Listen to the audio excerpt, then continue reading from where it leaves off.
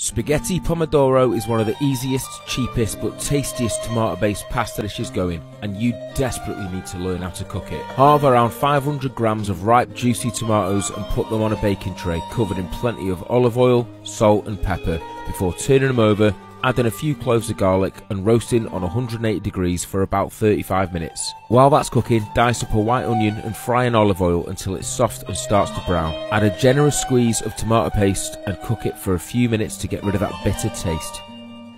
Heavily salt your pasta water and throw that spaghetti in. After 35 minutes, the tomatoes should have really sweetened up. You can use chopped tomatoes if you're a lazy cunt, but you won't get that same rich flavour to the sauce. It's worth the extra effort. Put your onions, roasted garlic and tomatoes with all their gorgeous juices into a blender and pulse until smooth. Add a good handful of basil and give it another blast so the leaves are nicely chopped but not mush. Empty the sauce out into your pan and season again with salt and pepper to bring out all those flavours and simmer for a couple of minutes. Start introducing the spaghetti and mixing it all in. The pasta water will really help emulsify the sauce and make it silky as fuck. Grate about 50 grams of parmesan over the top and mix all that together with a tiny bit more pasta water. Then you're done.